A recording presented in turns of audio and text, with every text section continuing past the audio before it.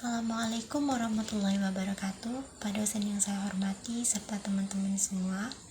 Perkenalkan, saya Nurhanisa Sebastian, mahasiswa Institut Studi Islam Fahmina, program studi pendidikan agama Islam semester 4 dengan program pembelajaran jarak jauh. Pada kesempatan kali ini, saya akan membahas beberapa model pembelajaran yang saat ini banyak diterapkan dalam pembelajaran dalam bentuk video yang dibuat sebagai salah satu syarat untuk memenuhi ujian akhir semester pada mata kuliah model-model pembelajaran dengan dosen pengampu Dr. Sukma Hadi Wianto MPD. Langsung saja kita masuk ke pembahasannya. Blended learning dan hybrid learning. Pertama kita bahas tentang blended learning dan hybrid learning. Blended learning adalah pembelajaran yang menggabungkan tatap muka dengan pembelajaran online secara bergantian. Misalnya hari ini belajar di kelas, kemudian minggu berikutnya melanjutkan materi secara online. Sedangkan hybrid learning memungkinkan sebagian siswa belajar di kelas dan sebagian lagi mengikuti pembelajaran secara online pada waktu yang sama. Menurut saya, untuk pembelajaran PAI blended learning lebih efektif. Alasannya karena guru tetap bisa berinteraksi langsung dengan siswa, terutama dalam pembentukan karakter, akhlak, dan praktik ibadah. Di sisi lain, teknologi tetap dimanfaatkan untuk memberikan materi, tugas, atau diskusi secara online. Kalau saya diberi kesempatan mengajar PAI berbasis teknologi, saya akan memilih blended learning. Saya akan menyiapkan materi digital terlebih dahulu, kemudian menjelaskan dan berdiskusi di kelas. Setelah itu, siswa melanjutkan latihan atau tugas melalui platform pembelajaran. Cara ini membuat pembelajaran lebih menarik, fleksibel, dan tetap menjaga interaksi antara guru dan siswa. Yang kedua, gamifikasi dalam pembelajaran PAI. Selanjutnya adalah gamifikasi. Gamifikasi adalah penggunaan unsur permainan seperti point, label, badge, tantangan, atau hadiah ke dalam proses pembelajaran agar lebih menyenangkan. Dalam pembelajaran PAI, gamifikasi bisa diterapkan melalui kuis interaktif, permainan edukatif, atau tantangan yang berkaitan dengan materi keislaman. Menurut saya, penggunaan poin dan reward memang bisa meningkatkan semangat belajar siswa. Mereka menjadi lebih aktif dan termotivasi. Namun, guru juga harus berhati-hati agar siswa tidak belajar hanya karena ingin mendapatkan hadiah. Oleh karena itu, tujuan utama gamifikasi tetap harus pada pemahaman materi, pembentukan karakter, dan pengalaman nilai-nilai Islam. Jika saya membuat pembelajaran berbasis gamifikasi, saya akan membuat program petualangan Islam. Siswa akan menyelesaikan berbagai misi seperti kuis, studi kasus, atau tugas kelompok menggunakan media seperti Kahoot, Quizzes, atau Google Form. Setiap tantangan yang berhasil diselesaikan akan mendapatkan poin dan badge. Kemudian diakhiri dengan refleksi bersama. Dengan cara ini, siswa tidak hanya memahami materi, tetapi juga belajar kerjasama, kejujuran, dan tanggung jawab.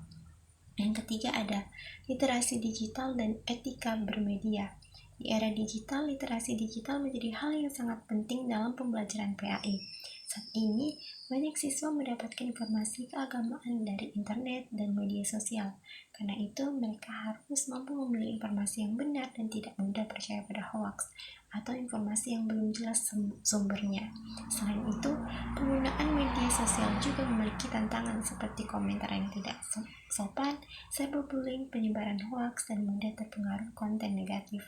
Sebagai pendidik, saya akan mengajarkan siswa untuk selalu melakukan tabayun atau memberikan kebenaran informasi sebelum membagikannya.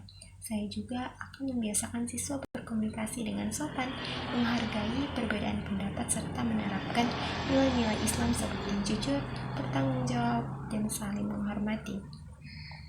Dengan begitu, siswa tidak hanya cerdas menggunakan teknologi, tapi juga memiliki etika yang baik dalam bermedia sosial.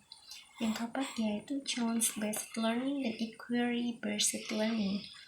Berikutnya adalah challenge-based learning atau CBL dan inquiry-based learning atau IBL.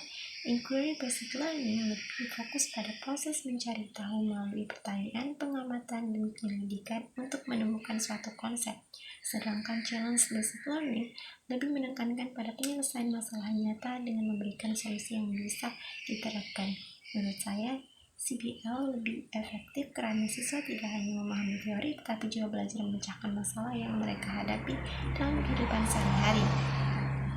Misalnya saat membahas materi tentang pergaulan di media sosial, saya akan memberikan tantangan kepada siswa untuk membuat solusi dalam mencegah hoaks dan ujaran kebencian sesuai ajaran Islam.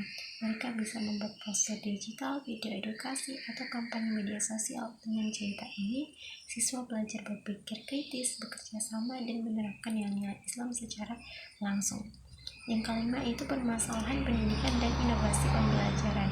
Terakhir, menurut saya salah satu masalah pendidikan yang paling mendesak saat ini adalah menurunnya karakter dan etika peserta didik, terutama dalam penggunaan teknologi dan media sosial.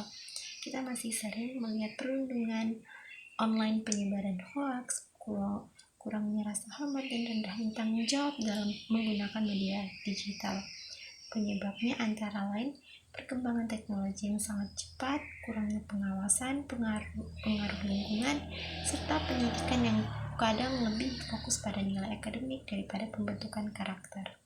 Untuk mengatasi hal tersebut, saya memilih challenge basic learning sebagai model pembelajaran yang paling tepat. Dengan memberikan tantangan nyata kepada siswa, mereka tidak hanya belajar teori, tetapi juga berlatih berpikir kritis, kerjasama, bertanggung jawab, dan menerapkan nilai-nilai moral dalam kehidupan sehari-hari. Sebagai kesimpulan, perkembangan teknologi memberikan banyak peluang untuk meningkatkan kualitas pembelajaran PAI. Namun, pemilihan model pembelajaran harus disesuaikan dengan tujuan, kondisi sekolah, dan kebutuhan peserta didik. Menurut saya, blended learning, gamifikasi, literasi digital, dan challenge-based learning merupakan model yang sangat relevan untuk diterapkan saat ini.